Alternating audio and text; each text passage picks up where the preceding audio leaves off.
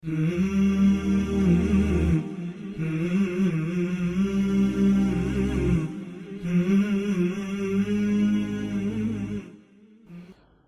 علیکم ورحمۃ اللہ وبرکاتہ۔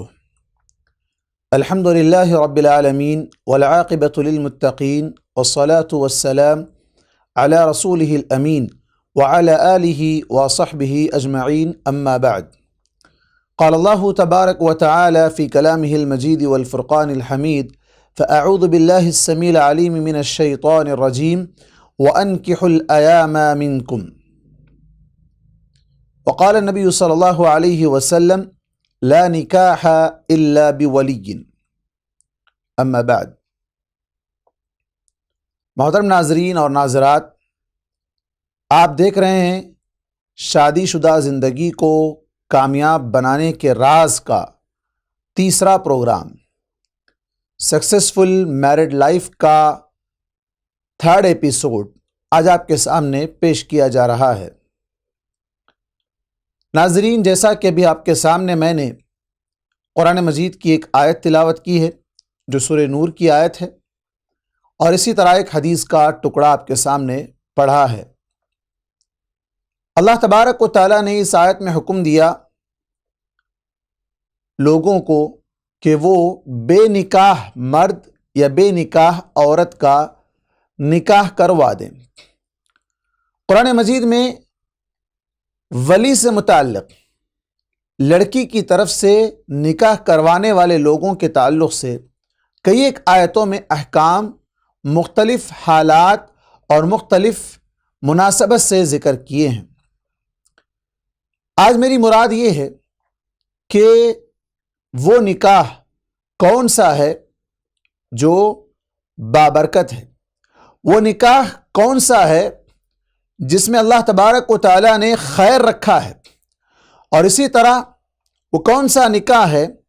کہ جس سے اللہ تبارک و تعالیٰ راضی ہوتا ہے، اور وہ کون سے نکاح ہیں یا وہ کون سی شادیاں ہیں جسے اللہ تبارک و تعالیٰ پسند نہیں کرتا ہے اور جس کو اللہ تبارک و تعالیٰ نے حلال نہیں کہا ہے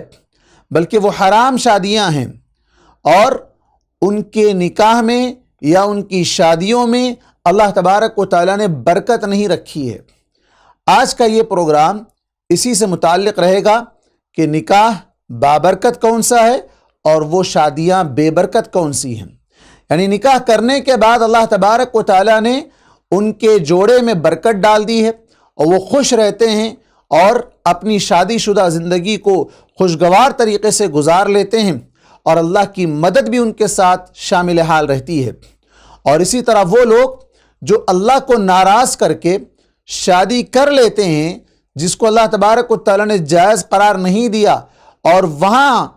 ایسے غلط طریقوں سے بھی شادی کی جاتی ہے جسے اسلام میں پسند نہیں کیا گیا یا جس کی اسلام میں اجازت نہیں دی گئی، شادی وقتی طور پر کر تو لیتے ہیں لیکن اس کے بعد کی زندگی وہ جہنم بن جاتی ہے، وہ خوشیاں معوف ہو جاتی ہیں، ختم ہو جاتی ہیں، اور وہاں ہمیشہ لڑائی جھگڑے فساد بے اعتمادی، ایک دوسرے پر کوئی اعتماد نہیں رہتا، اور اس شادی کے اندر کوئی برکت بھی نہیں رہتی، اور وہاں ہمیشہ اللہ تبارک و تعالیٰ کا غضب نازل ہوتا رہتا ہے۔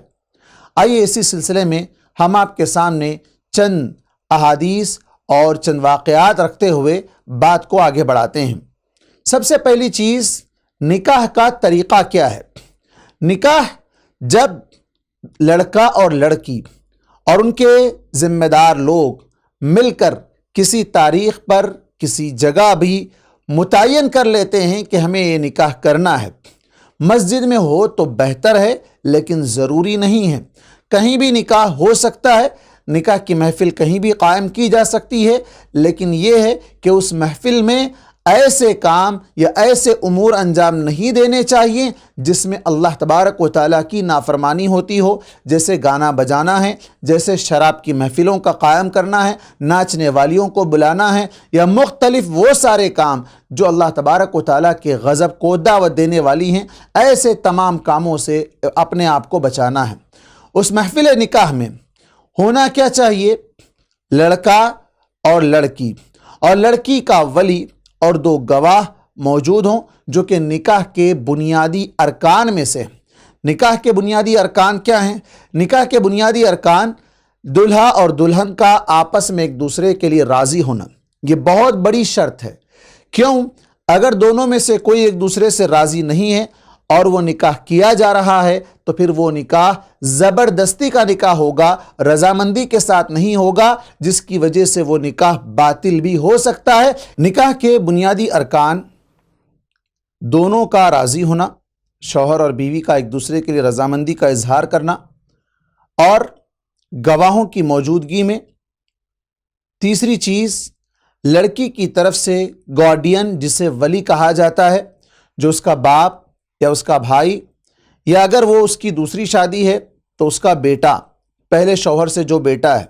یا پھر اس کے چچا یا چچا زاد بھائی، وہ لوگ اس کے ولی بن سکتے ہیں۔ اور جس عورت کا کوئی بھی ولی نہ ہو، قاضی یا حاکم وقت اس کا ولی بن سکتا ہے اور وہی اس کا ولی بھی ہوگا۔ اور اسی طرح ایجاب و قبول کرنا، یعنی وہاں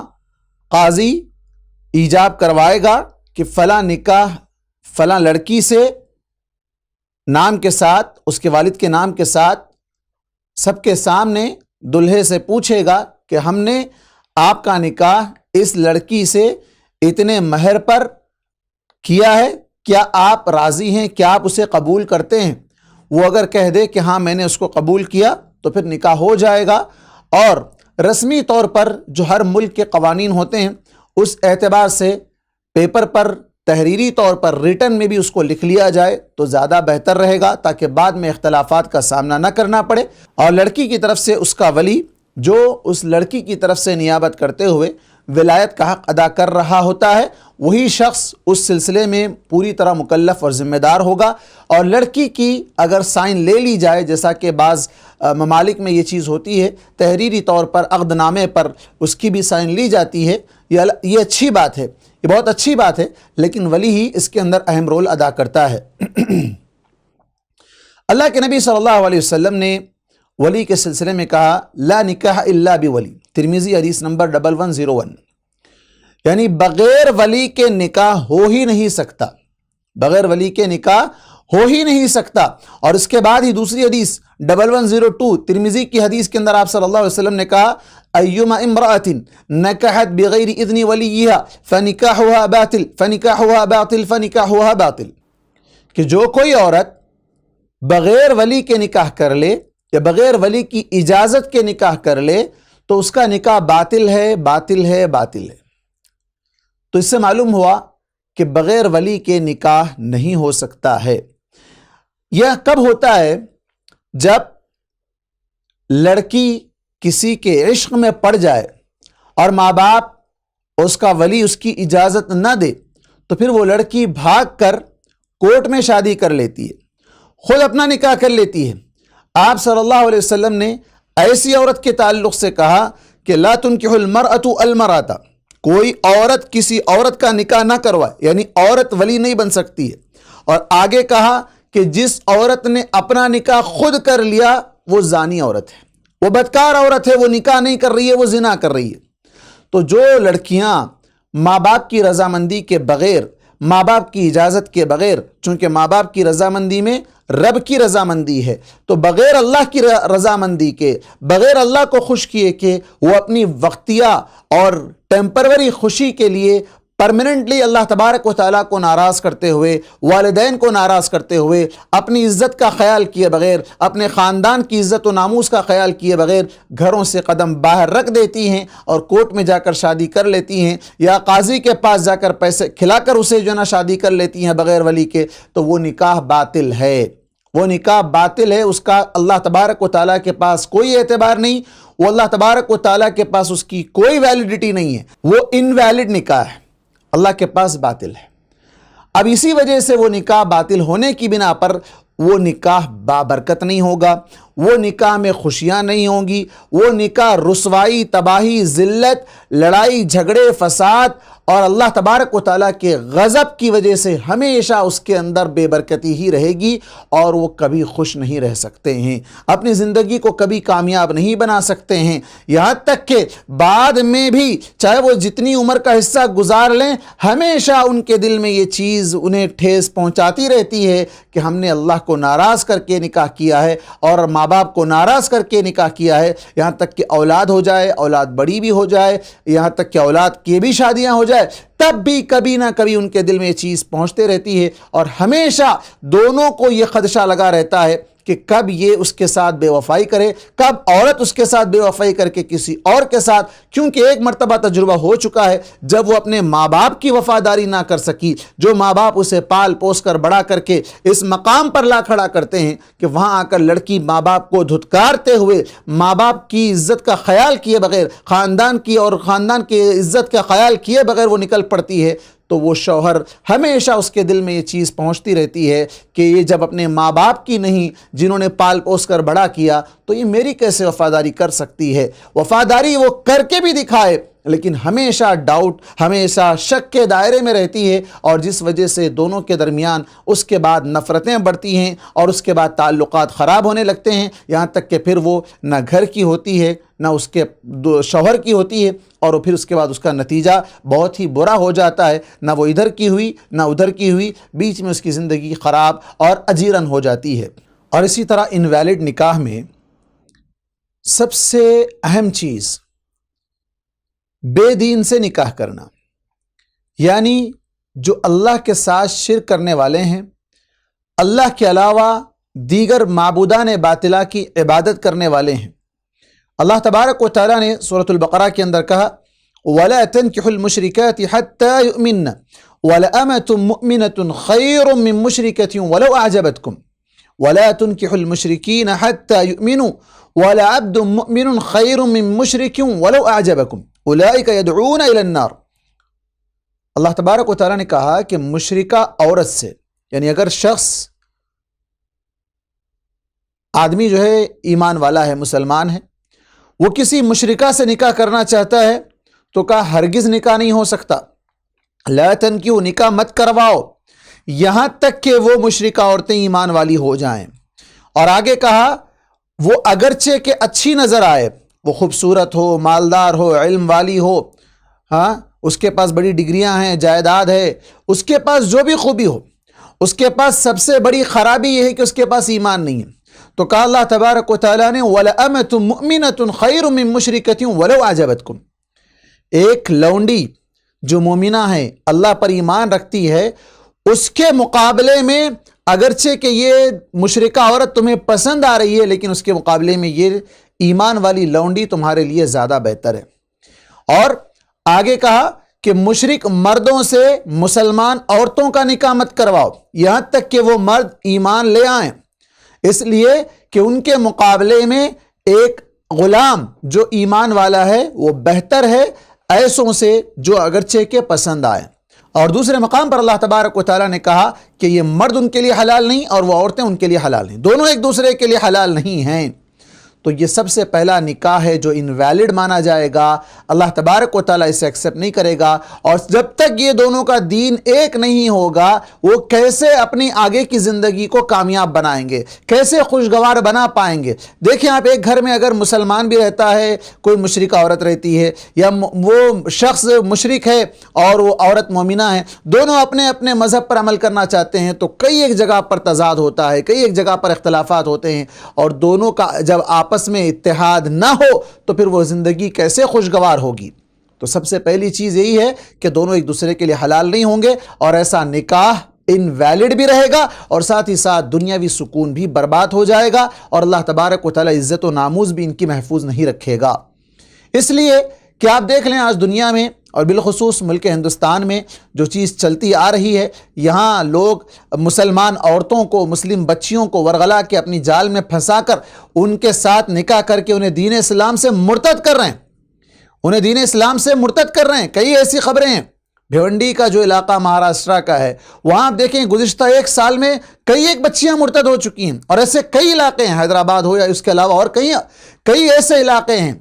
جو نیوز میں آ چکے ہیں، ورنہ تو کئی ایسے ہیں جن کی کوئی خبر ہی نہیں ہے، ایسے بے شمار ہیں۔ تو یہ بہت بڑا فتنہ آج کے دور کا چل رہا ہے، جہاں بچیاں بھاگ رہی ہیں اپنے گھر سے، بھاگ رہی ہیں دین اسلام سے، بھاگ رہی ہیں اللہ کو چھوڑ کر معبودان باطلہ کی طرف۔ وقتی لالچ، وقتی جو ہے نا کوئی انٹرٹینمنٹ، وقتی لذت اور وقتی مفاد کی خاطر ٹیمپروری جو چیز انہیں مل رہی ہے اس کی خاطر وہ سب کچھ چھوڑ کر چلی جا رہی ہیں۔ تو یہ بہت بڑا نقصان ہے امت کے لیے، اور بہت بڑا خسارہ ہے والدین کے لیے، اور خود ان لوگوں کے لیے جو بھاگ کر جا رہی ہیں ان کے لیے بھی۔ اور دوسرا نکاح جو انویلڈ ہے، جس سے پہلے بھی بات گزر چکی، لا نکاح الا بولی، ولی کے بغیر نکاح نہیں، اور ولی کی اجازت کے بغیر بھی اگر کوئی کر لے تو وہ نکاح بھی انویلڈ ہے۔ اللہ تبارک و تعالیٰ کے پاس اس نکاح کی بھی کوئی ویلو نہیں ہے، فنکاحھا باطل، اس کا نکاح باطل ہے۔ اور اسی طرح وہ نکاح جہاں ایک ساتھ یا آگے پیچھے کر کے دو بہنوں کو ایک ساتھ نکاح میں لیا جائے، اللہ تبارک و تعالیٰ نے وَأَن تَجْمَعُوا بَيْنَ الْأُخْتَيْنِ إِلَّا مَا قَدْ سَلَفَ، دو بہنوں کو ایک ساتھ نکاح میں رکھنے کو حرام قرار دیا ہے۔ اسی طرح جو محرم رشتہ دار ہیں، جن کی تفصیل اللہ تبارک و تعالیٰ نے سورہ نساء کے اندر ذکر کی ہے کہ یہ محرم ہے، ان سے نکاح حرام ہے، اس میں جو ہے نا بہن ہے، بہن کی بیٹی، بھانجی بھی ہے، لیکن آج جو دیگر مذاہب میں بھانجی سے نکاح کرنا ایک بہت بڑا مقدس رشتہ مانا جاتا ہے، اسلام میں وہ بہت ہی حرام رشتہ ہے، اس سے نکاح نہیں ہو سکتا ہے۔ اور اسی طرح وہ نکاح یا اس شخص سے نکاح جو نامرد ہے، جو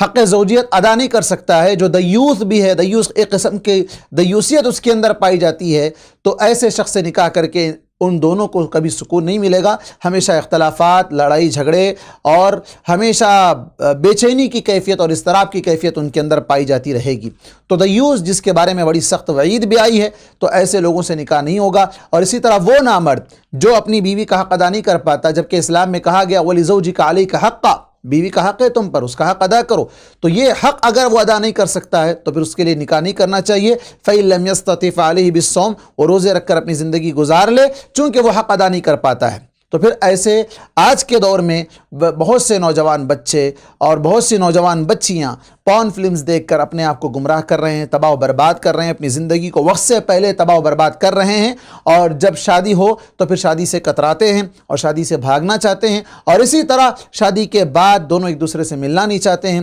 یہ سارے مسائل آج کے دور کے اندر بڑھتے ہی جا رہے ہیں، بہت ہی زیادہ بڑھتے جا رہے ہیں، اس کا خاتمہ نہایت ضروری ہے۔ اسی طرح وہ نکاح جو نکاح متع، جو اگریمنٹ نکاح ہوتا ہے 6 مہینے کے لیے، 1 سال کے لیے، 2 سال کے لیے، جسے دوسرے الفاظ میں نکاح متع قرار دیا جاتا ہے، حرام ہے۔ اللہ کے نبی صلی اللہ علیہ وسلم نے اس کو حرام قرار دے دیا۔ خود حضرت علی رضی اللہ عنہ نے صحیح بخاری کی جو روایت ہے، جس میں آپ حضرت علی رضی اللہ عنہ روایت کرتے ہوئے کہتے ہیں اللہ کے نبی صلی اللہ علیہ وسلم نے نکاح متع کو ہمیشہ کے لیے حرام کر دیا ہے۔ تو یہ نکاح متع بھی حرام ہے، جس میں ٹیمپروری طور پر چند دنوں کے لیے، چند وقت کے لیے، چند مہینوں کے لیے نکاح کیا جاتا ہے، وہ نکاح بھی ابدی سکون اور ہمیشہ کے لیے پائیداری کے لیے نہیں کیا جاتا ہے، بلکہ وقتیہ کیا جاتا ہے، وہ نکاح نہیں ہے۔ اور اسی طرح وہ نکاح جو حلالہ کے طور پر کیا جاتا ہے، جبکہ حلالہ حرام ہے، حلالے کا لفظ بہت اچھا ہے لیکن وہ عمل قابل لعنت ہے۔ اللہ کے نبی صلی اللہ علیہ وسلم نے لعنت بھیجی ہے، کہا اللہ کی لعنت ہو حلالہ کرنے والے اور حلالہ کروانے والے پر، دونوں پر اللہ کی لعنت ہو۔ تو یہ حلالہ حرام ہے، حلالہ اسلام میں نہیں ہے، اسلام کا حصہ نہیں ہے، لوگوں نے اس کو اسلام میں شامل کر لیا، بہت ہی بے غیرتی والی بات ہے۔ وہ نکاح ہی نہیں ہے، وہ ٹیمپروری طور پر جو کیا جا رہا ہے وہ نکاح نہیں، بلکہ نکاح کے نام پر زنا کیا جا رہا ہے، اور بہت ہی اس کے اندر عزت و آبرو لوٹی جاتی ہے، اور اس کے اندر تباہی اور نقصانات، اس کے فسادات، جس کی وجہ سے آج یہاں کی حکومتوں نے تک اس پر جن آواز اٹھائی اور اس کی پر پابندی بھی لگا دی ہے۔ لیکن افسوس کی بات یہ ہے کہ آج امت مسلمہ کا پھر بھی ایک بہت بڑا طبقہ یہ ہے کہ وہ 3 طلاق کو 3 مانتا ہے، اور پھر اس کے بعد اس کے لیے حلالہ کرنے کو جائز قرار ٹھہراتا ہے۔ یہ بہت ہی بری اور عیب کی بات ہے کہ کتاب و سنت کو چھوڑ کر اپنے فقہی کتابوں پر عمل کرتے ہوئے اس طرح کی حرکت کر کے خود اپنے آپ کو اور اسلام کو رسوا کر رہے ہیں۔ اللہ تبارک و تعالیٰ انہیں ہدایت دے۔ مہر کے سلسلے میں اللہ تبارک و تعالیٰ نے کہا وَآتُوا النِّسَاءَ صَدُقَاتِهِنَّ نِحْلَةً، سورہ نساء آیت نمبر 4، کہ عورتوں کو ان کا حق مہر خوشی خوشی دے دو۔ اور اسی طرح سورہ نساء آیت نمبر 24 کے اندر کہا وَآتُوهُنَّ أُجُورَهُنَّ فَرِيضَةً، مقرر کردہ فکس کیا ہوا مہر ان کو ادا کر دو۔ تو مہر ادا کرنا واجب ہے، ضروری ہے۔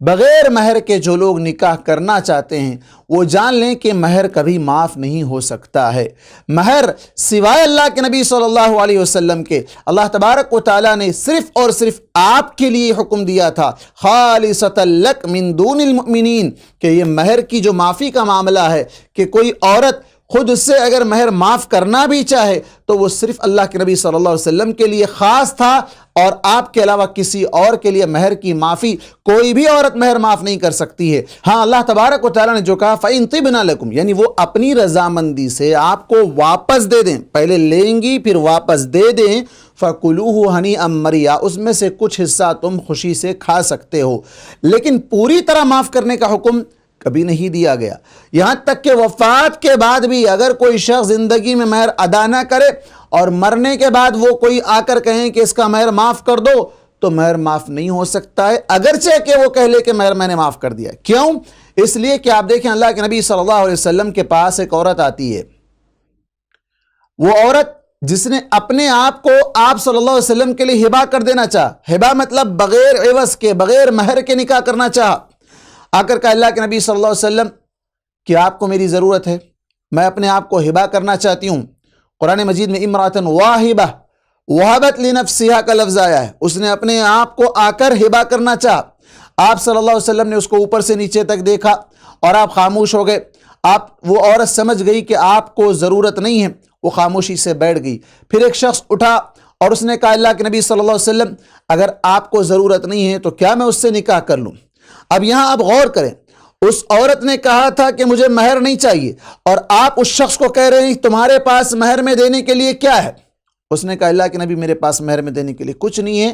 کہا ڈھونڈو، کہا میں جو ازار پہنا ہوا ہوں یہی میرے پاس مہر میں دینے کے لیے ہے۔ تو کہا اگر یہ دے دو گے تو تم کیا پہنو گے؟ اور پھر اس کے بعد کہا جاؤ ڈھونڈ کے آؤ۔ وہ جاتا ہے، واپس ڈھونڈ کر آتا ہے، کہتا ہے اللہ کے نبی کچھ نہیں ہے۔ آپ نے کہا جاؤ لوہے کی انگوٹھی ہی صحیح ڈھونڈ کر لاؤ، اسٹیل کی انگوٹھی، لوہے کی انگوٹھی ڈھونڈ کر آؤ۔ وہ جاتا ہے اور جا کر واپس آتا ہے، کہتا ہے اللہ کے نبی وہ بھی نہیں ہے دینے کے لیے۔ کہا کیا تمہیں قرآن یاد ہے؟ کہا فلاں فلاں صورت یاد ہے۔ تو آپ صلی اللہ علیہ وسلم نے کہا قد ملکتکھا بما معک من القرآن، کہ میں نے تمہارا نکاح اس شرط پر کیا ہے، اس مہر پر کیا ہے کہ تمہیں جو قرآن یاد ہے، تم کو جو سورہ یاد ہے وہ سورہ تم اسے یاد دلا دو، یہی تمہارا مہر ہے۔ صحیح بخاری کی حدیث نمبر 5030 ہے۔ آپ اس پوری حدیث پر غور کریں۔ آپ صلی اللہ علیہ وسلم کے پاس عورت نے آ کر کہا مجھے مہر نہیں چاہیے، اور آپ خاموش رہے۔ دوسرا شخص اٹھا اور کہا کہ مجھے نکاح کرنا ہے۔ آپ نے اس سے پوچھا تمہارے پاس مہر میں دینے کے لیے کیا ہے؟ وہاں سوال تھا مہر نہیں چاہیے، یہاں آپ نے اس شخص سے کہا مہر میں دینے کے لیے تمہارے پاس کیا ہے؟ اور جب اسے بار بار آپ بھیج رہے ہیں کہ جاؤ ڈھونڈ کے آؤ ڈھونڈ کے آؤ، آخر میں کچھ نہیں ملا تو آپ نے کیا کہا؟ کہا کہ تمہیں جو قرآن یاد ہے وہی تمہارا مہر ہے، تم اس کو یاد دلا دو۔ حفظ قرآن، قرآن کو یاد دلانا ہی تمہارا مہر ہے۔ اللہ اکبر۔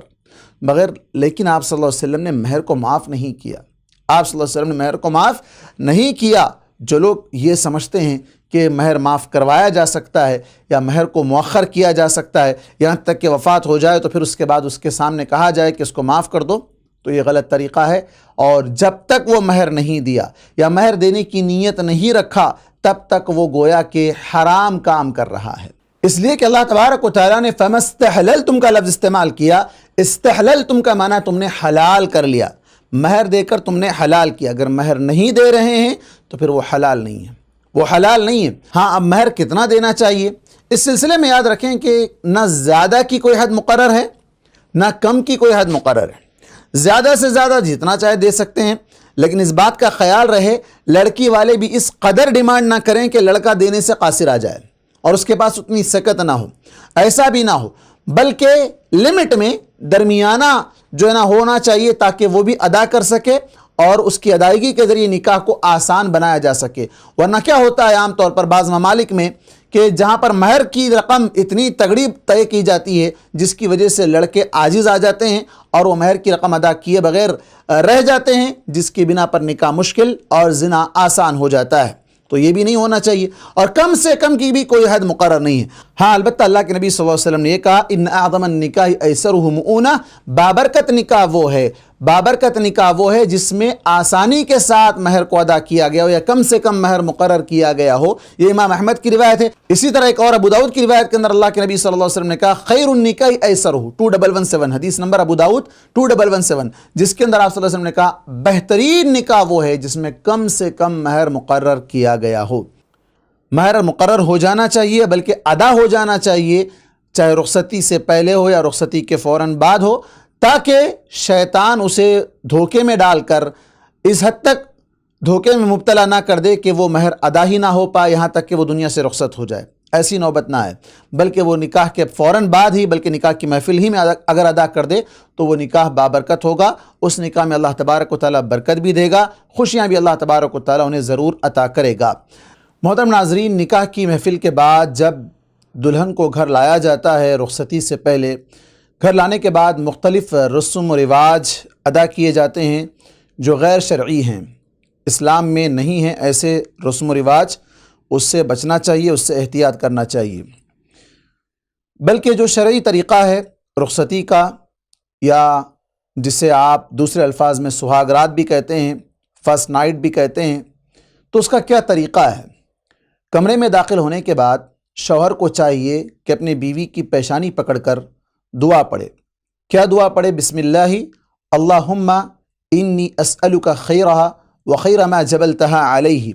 واعوذ بک من شرہا وشر ما جبلتہا علیہ. ترجمہ کیا ہے اس کا کہ اے اللہ میں تجھ سے سوال کر رہا ہوں، تجھ سے مانگ رہا ہوں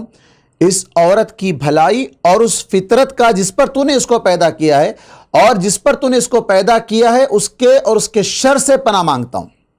اللہ تبارک و تعالیٰ سے یہ دعا کریں. پھر اس کے بعد سلف سے یہ چیز منقول ہے کہ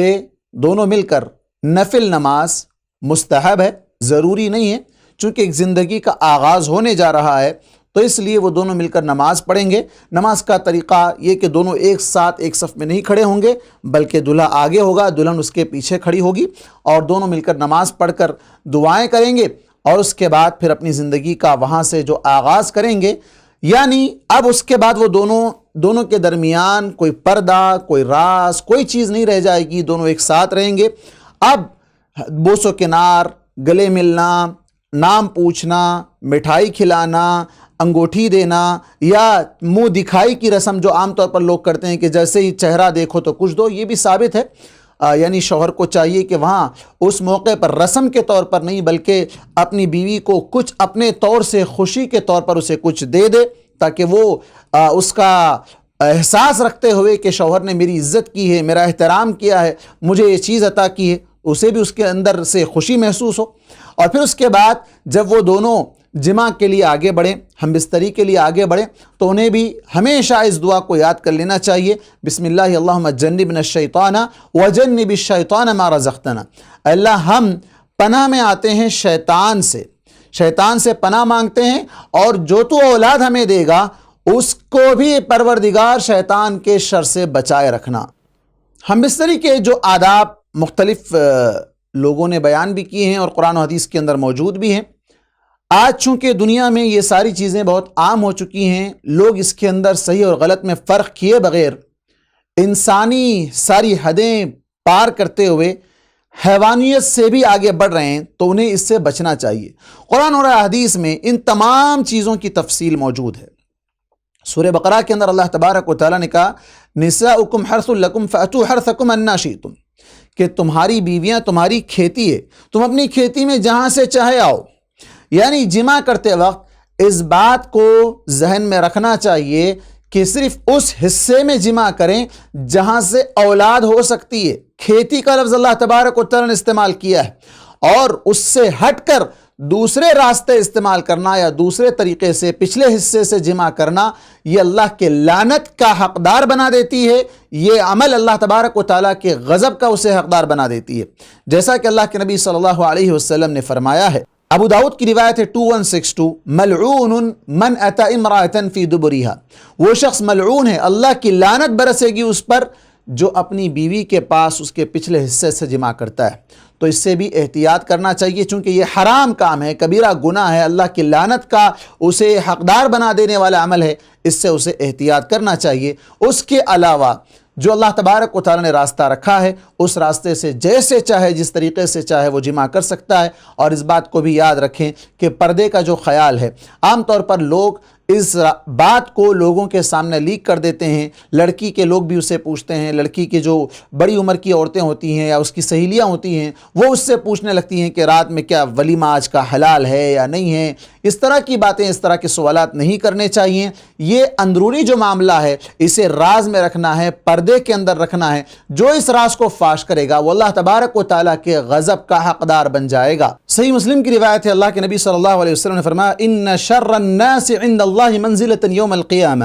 کہ سب سے بدترین لوگ وہ ہیں اللہ کے پاس قیامت کے دن جو آدمی اپنی بیوی سے جمع کرے پھر اس کے بعد اس تمام کیفیت کو لوگوں کے سامنے اس کا اظہار کر دے۔ تو منزلت میں، مقام کے اعتبار سے جہاں مرد کے بارے میں یہ کہا گیا کہ وہ اللہ کے پاس بدترین ہے، بالکل اسی طرح عورت بھی اگر اس طرح کی حرکت کرتی ہے تو وہ بھی اللہ تبارک و تعالیٰ کی نظر میں بدترین ہیں۔ تو ایسے کاموں سے باز آ جانا چاہیے، ایک دوسرے کے راز کو لوگوں کے سامنے بیان نہیں کرنا چاہیے، بلکہ کہا گیا ہن لباس لکم وانتم لباس لہن، دونوں ایک دوسرے کے لباس ہیں۔ لباس جسم کے عیوب کو چھپانے کا کام کرتا ہے، تو بالکل اسی طرح دونوں کو ایک دوسرے کے رازوں کو چھپانا چاہیے، لوگوں کے سامنے اسے نہیں بیان کرنا چاہیے، بلکہ بند کمرے کی بات کو کمرے کے باہر نہیں لانی چاہیے، ورنہ اختلافات، لڑائی جھگڑے، فساد بعد میں اسی سے پھیل سکتے ہیں۔ اور یہ بے حیائی والا کام ہے، بڑی ہی برائی والا کام ہے کہ دونوں ایک دوسرے کے ساتھ جمع کریں اور پھر اس کی کیفیت کو لوگوں کے سامنے بیان کریں۔ اور وہ لوگ بھی بدترین ہیں جو اس سے سوال کرتے ہیں۔ ولیمہ کے موقع پر عام طور پر سوال کیا جاتا ہے، لوگ دلہے سے پوچھتے ہیں یا دلہن سے پوچھتے ہیں کہ آج کا ولیمہ حلال ہے یا نہیں ہے۔ اس طرح کا سوال نہیں کرنا چاہیے، ولیمہ تو حلال ہی ہوگا، ایسی کوئی شرط نہیں ہے کہ جمع ہو تو ہی ولیمہ ہوگا۔ اللہ کے نبی صلی اللہ علیہ وسلم نے اس کو اس کے ساتھ مشروط نہیں کیا ہے۔ حالات کے اعتبار سے بسا اوقات ایسے ہو سکتا ہے کہ اس خاتون کو حیض کا خون آ رہا ہو یا استحاضہ کا خون آ رہا ہو، ایسی کوئی اور صورت ہو سکتی ہے، وہ تھکے ہوئے ہوں، جیسے عام طور پر آج شادیاں رات کے تاخیر تک یعنی بہت دیر تک ہوتی ہیں، فجر کے وقت وہ گھر پہنچتے ہیں، تھکے ماندے رہتے ہیں، سو جاتے ہیں اور وہ جمع نہ ہو پائے تو جس کی وجہ سے وہ نکاح کے حرام ہونے یا نعوذ باللہ اس ولیمے کے حرام ہونے کے سلسلے میں اس پر حکم نہیں لگایا جا سکتا ہے۔ اس بات کا خیال رکھنا چاہیے کہ ہرگز ولیمے کے سلسلے میں یہ بات نہ ہو۔ اور بالکل اسی طرح جیسے بعض جگہ پر نکاح کے فوراً بعد ولیمہ بھی ہوتا ہے، یہ بھی جائز ہے، ثابت ہے۔ اور بہت سے علاقوں میں یہ چیز ہوتی ہے کہ ظہر سے پہلے نکاح ہوتا ہے اور ظہر کے بعد فوراً ولیمہ ہو جاتا ہے۔ اس کے لیے جمع ہونا آپس میں ضروری نہیں ہے، دونوں آپس میں کچھ دیر کے لیے ملاقات کر لیں، بات چیت کر لیں، ایک دوسرے کے ساتھ تھوڑا سا وقت گزار لیں، یہی ان کے لیے کافی ہے۔ جمع ہونا بھی اس کے لیے ضروری نہیں ہے کہ اس کے لیے ولیمے کا کھانا حلال ہوگا یا نہیں ہوگا، اس طرح کا سوال بے بنیاد ہے۔ اور بیوی کو چاہیے کہ شوہر جب بھی اپنی حاجت پوری کرنے کے لیے بلائے تو بغیر کسی عذر کے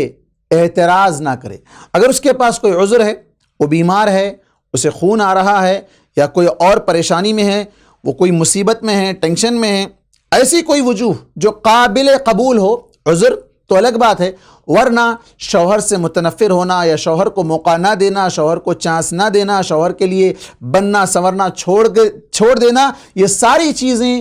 شادی شدہ زندگی میں دراڑ پیدا کرنے والی چیز ہے اور لعنت کا موجب بھی ہے۔ صحیح بخاری کی حدیث نمبر 5193 کے اندر اللہ کے نبی صلی اللہ علیہ وسلم نے کہا کہ جو بھی عورت جس کا شوہر اسے بلائے اور وہ پیٹ پھیر کر سو جائے، فرشتے اس پر لعنت بھیجتے رہتے ہیں، فرشتے اس عورت پر لعنت بھیجتے رہتے ہیں۔ تو لعنت کے حقدار والے کام نہ کریں، بلکہ شوہر اگر بلائے تو فوراً اس کے لیے تیار ہو جائیں، یہ نہ کہیں کہ نہیں ابھی نہیں، کبھی پھر کبھی دیکھیں گے، ایسا اعتراض نہ کریں۔ بلکہ اس سے بڑھ کر اگر آپ دیکھیں گے تو اللہ کے نبی صلی اللہ علیہ وسلم نے صحیح مسلم کی حدیث نمبر 1436 کے اندر کہا کہ اس ذات کی قسم جس کے ہاتھ میں میری جان ہے، اگر شوہر اپنی بیوی کو اپنے قریب بلائے اور وہ بیوی اس کے قریب نہ آئے تو وہ ذات جو آسمانوں میں ہے یعنی اللہ تبارک و تعالیٰ اس عورت پر ناراض ہو جاتا ہے جب تک کہ اس کا شوہر اس سے راضی نہ ہو جائے۔ اللہ اکبر، شوہر کی رضامندی میں رب کی رضامندی ہے، صحیح مسلم کی حدیث ہے۔ تو شوہر کو راضی کرنے کے لیے ہمہ وقت تیار رہیں، خوش رہیں، خوش مزاجی کے ساتھ پیش آئیں، خوش اخلاقی کے ساتھ پیش آئیں، اور بھی بہت سے حقوق اور آداب ہے جو انشاءاللہ اگلے ایپیسوڈز میں آپ کے سامنے آئیں گے۔ لیکن جہاں تک یہ ہم بستری اور قربت کا جو معاملہ ہے، اس میں اس بات کو ذہن میں رکھیں کہ یہ اللہ تبارک و تعالیٰ کو راضی کرنے والی چیز ہے، اللہ تبارک و تعالیٰ اس سے خوش ہوتا ہے۔ اور آپ دیکھیں اللہ تعالیٰ کیسے خوش نہیں ہوگا۔ اللہ تبارک و تعالیٰ نے رمضان کے موقع پر، رمضان میں دن میں اللہ تبارک و تعالیٰ نے جماع سے روکا ہے، تو رات میں اللہ تبارک و تعالیٰ نے اجازت دیتے ہوئے کہا فَالْآنَ بَاشِرُوهُنَّ، اب تم اپنی بیویوں سے جماع کر سکتے ہو۔ اور جماع کرنے پر اللہ تبارک و تعالیٰ نے اجر بھی رکھا ہے۔ اللہ کے نبی صلی اللہ علیہ وسلم نے صحابہ سے کہا وَفِي بُضْعِ أَحَدِكُمْ صَدَقَةٌ، نیکیوں کا آپ صلی اللہ علیہ وسلم نے جب ایک لسٹ سنائی لوگوں کے سامنے، صحابہ کے سامنے، کہ یہ کام صدقہ ہے، یہ کام صدقہ ہے، اس میں سے ایک صدقہ یہ بھی کہا کہ اپنی بیوی کے ساتھ ملنا، اس کے ساتھ ہم بستری کرنا، جماع کرنا، سیکسول تعلقات قائم کرنا، یہ بھی صدقے والا کام ہے، اجر پانے کا کام ہے۔ کیسے؟ صحابہ نے کہا یہ کیسے ہو سکتا ہے، وہ تو آدمی اپنی ضرورت پوری کر رہا ہے۔ آپ صلی اللہ علیہ وسلم نے کہا کہ جب بندہ اسے کسی حرام جگہ پر لگا دے، حرام جگہ میں کر لے، تو کیا اسے گناہ نہیں ملے گا؟ تو ضرور ملے گا۔ تو جب اسے حلال جگہ میں استعمال کرتا ہے تو اللہ تبارک و تعالیٰ ضرور اس پر اسے اجر بھی لکھتا ہے۔ تو یہ اللہ تبارک و تعالیٰ کو راضی کرنے والا عمل ہے، شیطان کو دور کرنے والا عمل ہے۔ شیطان یہی چاہتا ہے کہ شوہر ناراض رہے، شوہر کے قریب نہ جائے، شوہر کو خوش نہ کرے، اللہ تبارک و تعالیٰ کو ناراض کر دے، اور پھر اس کے بعد وہ بیوی شوہر کے بجائے کسی اور میں رغبت رکھنا شروع کر دیتی ہے، شوہر سے متنفر ہو جاتی ہے، شوہر کو وہ رسپیکٹ، وہ عزت، وہ مقام، وہ اس کے ساتھ تعلقات بنانا نہیں چاہتی ہے جو کسی اور کے ساتھ بنانا چاہتی ہے، جس کی وجہ سے زندگی میں دراڑ پیدا ہو جاتی ہے، وہیں سے لڑائی جھگڑے فساد اور آپسی اختلافات، مار پیٹ، یہ ساری چیزیں ہونے لگ جاتی ہے۔ تو اس لیے چاہیے کہ اللہ تبارک و تعالیٰ کو ناراض نہ کرے، کیونکہ شوہر کی ناراضگی میں اللہ کی ناراضگی ہے، اور پھر فرشتوں کی لعنت بھی اس پر برستی رہتی ہے، جیسے بھی ہم نے آپ کے سامنے صحیح بخاری کی روایت پیش کی ہے۔ تو جس سے معلوم ہوتا ہے کہ اللہ تبارک و تعالیٰ کی رضامندی اور اسی طرح رحمت کا نزول شوہر کی رضامندی میں ہے۔ بلکہ اللہ کے نبی صلی اللہ علیہ وسلم کے پاس ایک عورت آتی ہے، کسی اپنی کوئی حاجت لے کر، کوئی مسئلہ لے کر واپس جب جانے لگتی ہے تو آپ صلی اللہ علیہ وسلم اس سے پوچھتے ہیں اذاتی زوج انتی، کہ تو شادی شدہ عورت ہے، تیرا شوہر ہے؟ وہ کہتی ہے ہاں۔ تو آپ صلی اللہ علیہ وسلم کہتے ہیں تم اس کے ساتھ کیسے رہتی ہو، اس کے ساتھ تم حقوق اس کے کیسے ادا کرتی ہو؟ وہ کہتی ہے کہ میں آلو حتی عجزت عنہ، میں ہر ممکن طریقے سے اسے خوش کرنا چاہتی ہوں، یہاں تک کہ میں عاجز آ جاؤں، جہاں میں نہ کر سکوں تو الگ بات ہے۔ آپ صلی اللہ علیہ وسلم نے اس وقت ایک جملہ کہا، آپ نے کہا دیکھو انما ہوا جنتک ونارک، وہ تمہارا شوہر تمہاری جنت بھی ہے اور تمہاری جہنم بھی ہے۔ کیسے؟ اگر تم اس کو خوش کرو گی تو رب خوش ہوگا اور اللہ تبارک و تعالیٰ تمہیں جنت نصیب کرے گا، اور اگر تم شوہر کو ناراض کر دو گی تو رب ناراض ہوگا، اور جس کی وجہ سے جہنم تمہارا ٹھکانہ بن سکتا ہے۔ اور آپ صلی اللہ علیہ وسلم نے جو اس حدیث کے اندر کہا کہ 8 دروازوں سے جنت میں داخلہ دیا جائے گا، وہاں بھی یہی چیز ہے۔ کیا ہے؟ اطاعت بعلہا، شوہر کی اطاعت گزار۔ شوہر اگر بلائے، یہاں تک کہ اگر شوہر اپنی حاجت پوری کرنے کے لیے اسے بلائے اور عورت روٹی سیک رہی ہے توے پر اور بلائے، روٹی چاہے جل جائے لیکن بیوی کو چاہیے کہ وہ اس کے پاس آ جائے۔ ہاں، اس معاملے میں بھی اعتدال ہونا چاہیے، یعنی شوہر کو بھی چاہیے کہ ایسے معاملات میں، ایسے اوقات میں، ایسے حالات کا خیال کرے جہاں بیوی تھکی ماندی ہے، بیوی جو ہے نا کسی بیماری میں مبتلا ہے، بیوی کچھ پریشانیوں میں ہے، ایسے اوقات میں اسے قریب نہ بلائے تاکہ وہ تھوڑا آزادی کے ساتھ بن سور کر، تیاری کے ساتھ، اپنی رضامندی کے ساتھ، خوشی کے ساتھ وہ اس کے پاس آئے۔ چونکہ دن بھر وہ گھر کے کام کاج، بچوں کی جو نا دیکھ بھال، یہ ساری چیزیں ہونے کے بعد شام میں جب شوہر اس کے پاس اپنے پاس بلانا چاہتا ہے تو بلانے سے پہلے اس کے ساتھ کچھ دیر بات چیت کرے، ہنسی مذاق کرے، دل لگی کرے۔ اللہ کے نبی صلی اللہ علیہ وسلم اپنی بیویوں کے ساتھ بیٹھتے تھے، بات چیت کیا کرتے تھے، بلکہ اگر ان کی باری نہ بھی ہوتی تو آپ ان کے پاس جاتے اور تھوڑی دیر ان سے باتیں کرتے، پھر اس کے بعد جس کی باری ہوتی ان کے پاس جاتے اور ان کے ساتھ رات گزارا کرتے تھے۔ تو بیویوں کے ساتھ بات چیت کرنا، ان کو وقت دینا اور پھر ان کے دکھ درد کو سمجھنا، ان کی مصیبتوں کو سمجھنا، ان کے مسائل کو حل کرنا، ان کی پریشانیوں کو دور کرنا ایک اچھے شوہر کی علامت ہے۔ اور جب یہ سارے معاملات ہوں گے تو پھر اس کے بعد کوئی مسئلہ ہی نہیں رہے گا۔ بیوی خود رضامندی کے ساتھ آئے گی، خوشی کے ساتھ آئے گی، خوشبو لگا کر آئے گی، بن سور کر آئے گی، تیار ہو کر آئے گی، اور پھر دونوں کے معاملات بڑے اچھے طریقے سے چلتے رہیں گے۔ اسی طرح جماع کے دوران اس بات کو بھی ملحوظ رکھنا چاہیے کہ ایک مرتبہ جماع کرنے کے بعد پھر دوبارہ اگر جمع کرنے کا ارادہ ہو تو اللہ کے نبی صلی اللہ علیہ وسلم نے صحیح مسلم کی روایت کے اندر کہا کہ جب بندہ کوئی ایک مرتبہ جمع کر لے پھر دوبارہ جمع کرنا چاہتا ہو تو اس کو چاہیے کہ وہ وضو کر لے، کیونکہ ایک مرتبہ جمع کرنے کے بعد وہ جنوبی ہو جاتے ہیں، دونوں بھی جنوبی ہو جاتے ہیں اور ان دونوں پر غسل واجب ہو جاتا ہے، لیکن اسی پیریڈ میں پھر دوبارہ اگر جمع کرنا چاہتے ہیں تو اللہ کے نبی صلی اللہ علیہ وسلم نے وضو کا حکم دیا۔ ایک اور حدیث کے اندر کہا کہ وضو کرنے سے چستی اور طاقت اور پھرتی اور تر و تازگی پیدا ہو جاتی ہے، تو یہ بھی چیز خوش رکھنے کے لیے اچھی چیز ہے۔ وضو اللہ تبارک و تعالیٰ کے لیے کیا جانے والا عمل اور ایک عبادت ہے اپنی جگہ پر، تو وہیں پر میاں بیوی کے درمیان سکون، اطمینان، تر و تازگی پیدا کرنے والی چیز بھی ہے۔ جب بات جنوبی ہونے کی آئی تو جنوبی ہونے کے بعد غسل واجب ہو جاتا ہے۔ غسل کرنے کے لیے دونوں ایک ساتھ بھی غسل کر سکتے ہیں، جیسا کہ صحیح بخاری کی روایت میں اللہ کے نبی صلی اللہ علیہ وسلم سے حضرت عائشہ رضی اللہ عنہ روایت کرتی ہیں کہ میں اور اللہ کے نبی صلی اللہ علیہ وسلم حالت جنابت میں ایک ہی برتن سے یعنی ایک ہی ٹب سے پانی نہایا کرتے تھے، غسل کیا کرتے تھے۔ تو اس طرح ایک ساتھ بھی دونوں غسل کیا کر سکتے ہیں، یہ جائز ہے اور اس کے اندر کوئی ممانعات کی بات بھی نہیں ہے۔ غسل کا کیا طریقہ ہے؟ غسل کا طریقہ جیسا کہ صحیح بخاری حدیث نمبر 316 کے اندر تفصیل سے بیان کیا گیا ہے کہ جب دونوں جنوبی ہو جائیں تو چاہے مرد ہو یا عورت، ان دونوں کو چاہیے کہ وہ غسل کریں۔ غسل کرنے کے لیے سب سے پہلے اپنے ہاتھوں کو دھو لیں اور اس کے بعد اپنی شرمگاہ کو دھو لیں، پھر سے وضو کریں، پھر اس کے بعد وضو پورا کرتے ہوئے جب سر کے مسح کرنے کی باری آئے تو سر پر مسح کیے بغیر اپنے سر پر پانی بہائیں، 3 مرتبہ پورے جسم پر پانی بہہ جائے اور آخر میں اپنے پیر دھو لیں۔ یہ غسل کا بہت ہی مختصر طریقہ یا شارٹ میں ہم نے آپ کے سامنے بیان کیا ہے۔ اگر عورت کے بال زیادہ گھنے ہوں اور غسل کرتے وقت سارے بالوں کو بھگونا مشکل ہو یا دشواری اس کے اندر پیش آ رہی ہو تو اس کے بالوں کو کھولنا بھی ضروری نہیں ہے، وہ صرف سر پر اپنے پانی بہا لے، سر کی جڑوں میں، بالوں کی جڑوں کے اندر جو ہے پانی پہنچ جائے، یہی کافی ہے، وہ سارے بال بھیگنا ضروری نہیں ہے۔ جیسا کہ اس سلسلے میں ام سلمہ رضی اللہ عنہ کی حدیث صحیح مسلم کے اندر 315 کے اندر آیا ہے، انہوں نے پوچھا اللہ کے نبی صلی اللہ علیہ وسلم کیا میں جب غسل کروں تو اپنے سارے سر کے بال کھول دوں جبکہ یہ میرے لیے مشکل ہے؟ تو آپ صلی اللہ علیہ وسلم نے کہا کہ نہیں، تمہارے لیے اتنا کافی ہے کہ اپنے سر پر تم پانی بہا لو، اس حیثیت سے کہ پانی بالوں کی جڑوں میں پہنچ جائے، یہی تمہارے لیے کافی ہے۔ جمعہ کے وقت اس بات کو بھی خیال میں رکھنا چاہیے کہ حالت حیض میں جب پیریڈز ہوتے ہیں خواتین کو تو اس وقت جمعہ نہیں کرنا چاہیے، اس سے قرآن مجید میں اللہ تبارک و تعالی نے روکا ہے کہ یسألونک فی المحیض قل هو اذى فاعتزلوا النساء فی المحیض ولا تقربوهن حتى يطهرن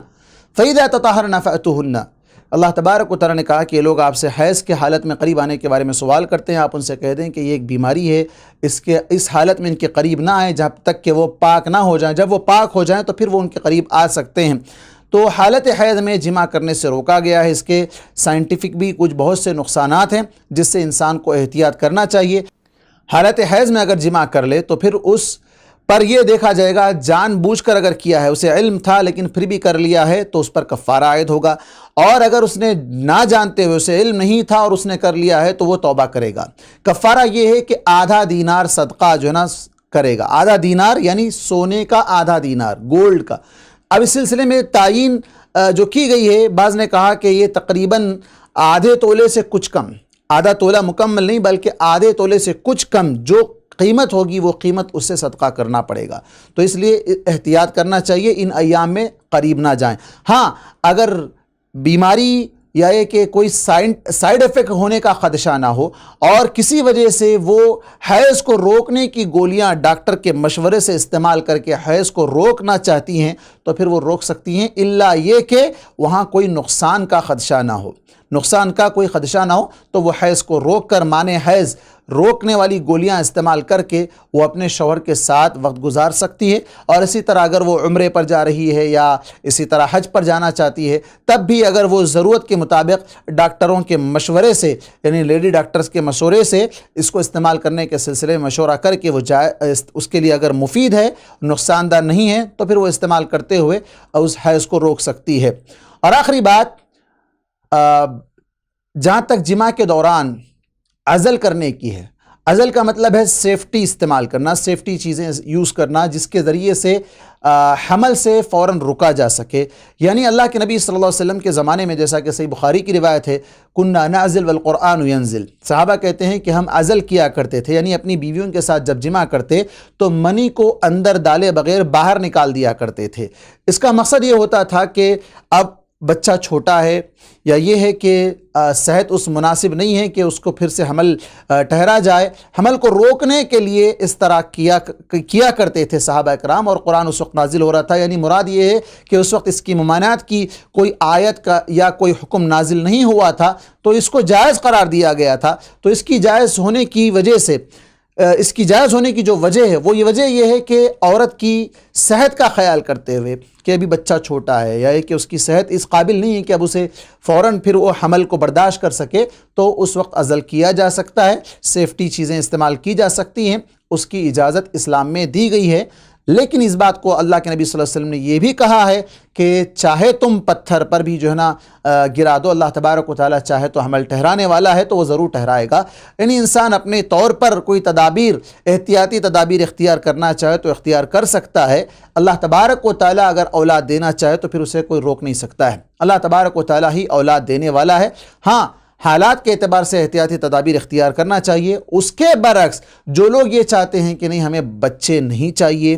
اس کے لیے وہ دوائیں استعمال کرتے ہیں، کانڈم یوز کرتے ہیں تاکہ بچے ہونا ہی نہیں، بچے ہوں گے تو مصیبتیں ہیں، مسائل ہیں، آفس کو جانا ہے، کام کرنا ہے، بیوی بھی کام کر رہی ہے، شوہر بھی کام کر رہا ہے، بچوں کو کون سنبھالے گا؟ تو دیکھیں وہ لوگوں کو جن کے پاس اولاد نہیں ہے، وہ اولاد کے لیے تڑپ رہے ہیں اور ان کے لیے اللہ تبارک و تعالیٰ نے اولاد کا انتظام نہیں کیا تو اولاد کے لیے ترس رہے ہیں۔ اور وہ لوگ ہیں بعض جو آج کڈس فری ورلڈ یعنی بچوں کے بغیر دنیا قائم کرنا چاہتے ہیں۔ یہ کیسے ہو سکتا ہے؟ اللہ تبارک و تعالیٰ کی ایک بہت بڑی نعمت ہے بچے، اور اللہ تبارک و تعالیٰ جسے ان بچوں سے نوازا ہے وہ ان کی آنکھوں کی ٹھنڈک ہے، دل کا سکون ہے، اور پھر بڑے ہونے کے بعد وہ ان کا سہارا ہے اور قیامت کے دن ان کے اعمال میں اضافے کا ذریعہ ہے۔ تو اولاد سے نہیں گھبرانا چاہیے، اولاد اللہ تبارک و تعالیٰ کی نعمت ہے۔ بعض لوگ اولاد کو اس لیے نہیں چاہتے ہیں چونکہ ان کی روزی کا معاملہ دیکھ کر پریشان ہو جاتے ہیں، تو اللہ تبارک و تعالیٰ نے کہا وَلَا تَقْتُلُوا أَوْلَادَكُمْ خَشْيَةَ إِمْلَاقٍ، اولاد کو قتل نہ کرو فقر و فاقہ کے ڈر سے۔ یعنی آپریشن جو کروا دیے جاتے ہیں وہ الگ مسئلہ ہے، اس پر بھی انشاءاللہ تفصیلی گفتگو اگلے ایپیسوڈز میں آئیں گی،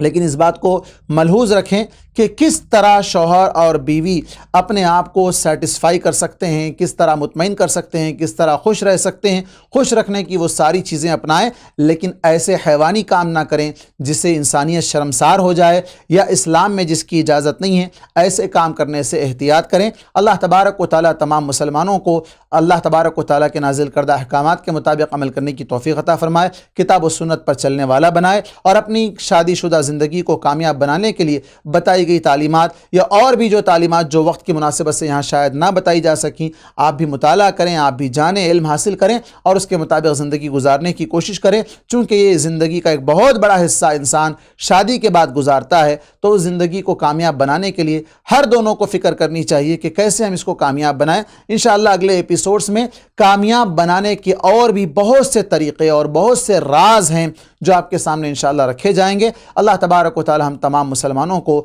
کتاب و سنت کا پابند بنائے اور ہماری زندگیوں میں اللہ تبارک و تعالی خیر و برکت کا معاملہ فرمائے، آمین۔ وآخر دعوانا ان الحمد للہ رب العالمین، والسلام علیکم ورحمۃ اللہ وبرکاتہ۔